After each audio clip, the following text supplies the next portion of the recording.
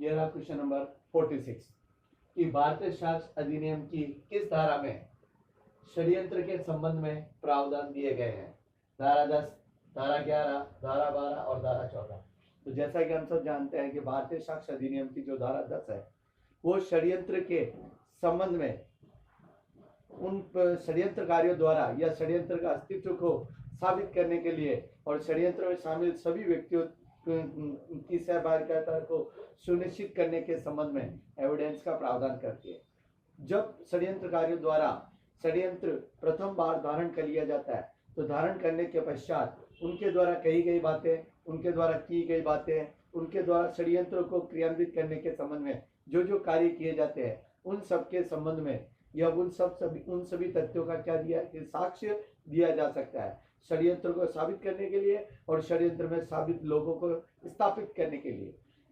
इस प्रकार जो यह रहा क्वेश्चन नंबर 47, भारतीय साक्ष्य अधिनियम की किस धारा में सन 2000 में इलेक्ट्रॉनिक रिकॉर्ड की स्वीकृति के संशोधन किए गए हैं। धारा 22 से धारा 51, धारा 46 और धारा 107।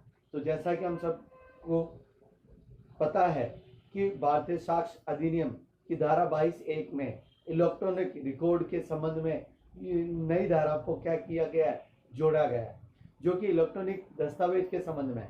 और ये धारा कहती है 22, ये धारा कहती है कि कोई इलेक्ट्रॉनिक रिकॉर्ड है उसकी दस्तावेज की अंतर्वस्तु के संबंध में उसका मौखिक साक्ष्य कब सुसंगत होता है, तो उस संबंध में ये धारा प्रावधान करती है। यह क्वेश्चन नंबर 48, जब एक व्यक्ति इस एक शर्त पर स्वीकृति देता है कि उसका साक्ष्य नहीं दिया जाएगा, उसको उसके विरुद्ध सिद्ध नहीं किया जा सकता है, यह निर्धारित किया गया है। तो जैसा कि हम सब जानते हैं कि भारतीय साक्ष्य अधिनियम की धारा 23 में यह प्रावधान किया है कि सिविल मामलों में जो स्वीकृतियां होती है वह ग्राह्य नहीं होती है। यदि स्वीकृति देने वाले व्यक्ति ने कोई शर्त के अधीन स्वीकृति दी हो या पक्षकारों के मध्य कोई समझौता हो गया है और उस समझौते के अधीन स्वीकृति दी हो, तो इन दोनों परिस्थितियों में सिविल मामलों में व्यक्तियों द्वारा की गई स्वीकृति ग्राह्य नहीं होती है। तो हमारा आंसर हो जाएगा धारा नंबर 23।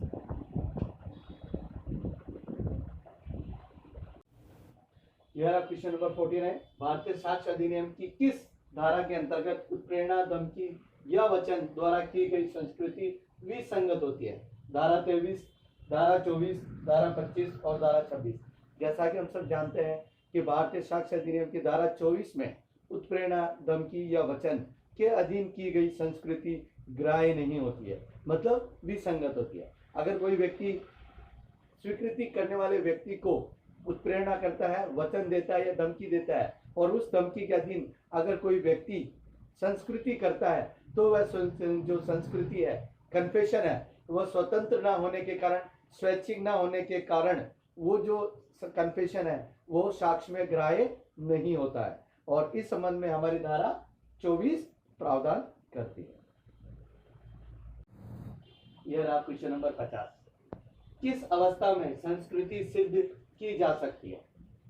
यदि यह संस्कृति पुलिस ऑफिसर के समक्ष की जाती है, यदि संस्कृति पुलिस के दबाव में मजिस्ट्रेट के समक्ष की जाती है, यदि यह संस्कृति स्वेच्छापूर्वक मजिस्ट्रेट के समक्ष की जाती है, या इनमें से कोई नहीं। तो जैसा कि हम जानते हैं कि हमारे भारतीय साक्ष्य अधिनियम की धारा 25 कहती है कि पुलिस ऑफिसर के समक्ष की गई संस्कृति ग्राह्य नहीं होती है।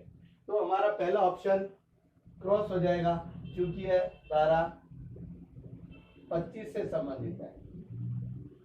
दूसरा ऑप्शन जो है, संस्कृति पुलिस के दबाव में की जा रही है, यानी पुलिस के दबाव में की जा रही है और मजिस्ट्रेट के समक्ष है। चूंकि पुलिस के दबाव में, इसलिए संस्कृति ग्राह्य नहीं है।